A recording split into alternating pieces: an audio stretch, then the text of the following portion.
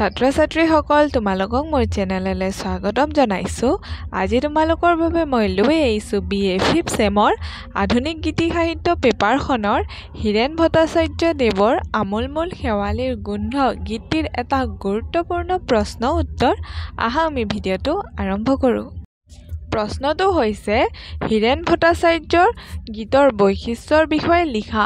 উত্তৰটি হ'ল অসমীয়াৰ হৃদয়ৰ কবি হিচাপে হীৰেন ভট্টাচাৰ্যৰ নাম বিশেষভাৱে উল্লেখযোগ্য। তেওঁ কবিতা আৰু গীতে মানুহৰ মনত সহজতে ঠাই লৈছে।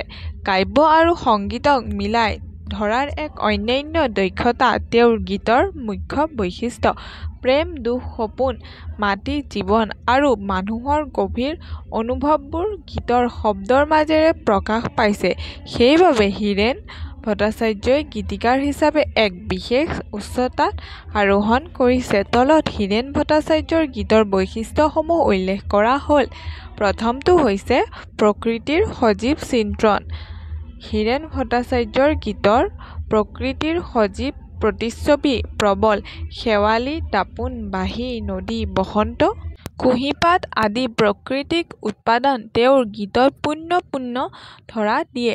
উদাহৰণস্বৰূপে আমোলমোল শেৱালিৰ গোন্ধ গীতটিত ফুল আৰু সুগন্ধত প্ৰেমৰ সুৰ মিশ্ৰিত হৈ গীতক সমৃদ্ধ কৰিছে। ইয়াৰ প্ৰকৃতি কেৱল বাহ্যিক পৰিৱেশৰ নহয়, মানসিক অনুভৱৰ প্ৰতীক। দ্বিতীয়তে প্ৰেমৰ সুৰ। তেওঁৰ গীতত প্ৰেমৰ বৈচিত্ৰ্যৰ গভীৰতা দেখা যায়। প্ৰেমত আনন্দ, অপেক্ষা, দুখ, বিচ্ছেদ আৰু সপোন সকলো অনুভৱ একেলগে মিহলি হৈ থাকে।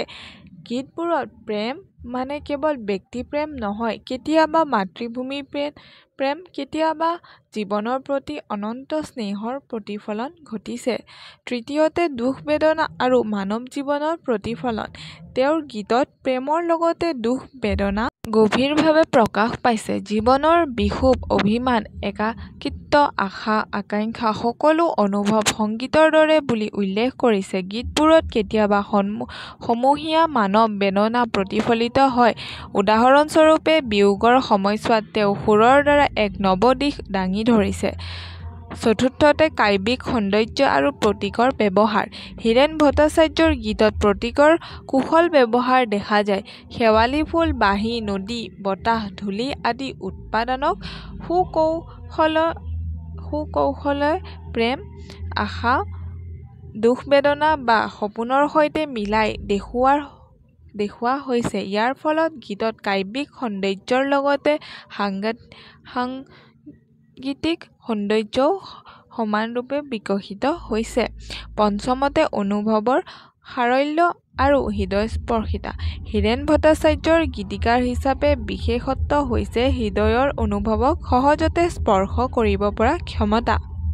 তেওঁৰ গীতত শ্ৰোতাই ব্যক্তিগত জীৱনৰ ছাঁ পায়। সেইবাবে তেওঁৰ গীত সমন্বয়ক্ৰমে জীৱনৰ সুৰ হৈ নিগৰে। হীৰেন ভট্টাচাৰ্যৰ গীত মানে প্ৰেম, প্ৰকৃতি আৰু জীৱনৰ দুখ-আনন্দৰ গীতিময় মিলন। তেওঁৰ ভাষাৰ সৰলতা, অনুভৱৰ গভীৰতা, প্ৰতীকৰ কুশল ব্যৱহাৰ আৰু সুৰৰ মাধুৰ্যই তেওঁক এক অনন্য গীতিকাৰৰূপে প্ৰতিষ্ঠিত কৰিছে। ধন্যবাদ।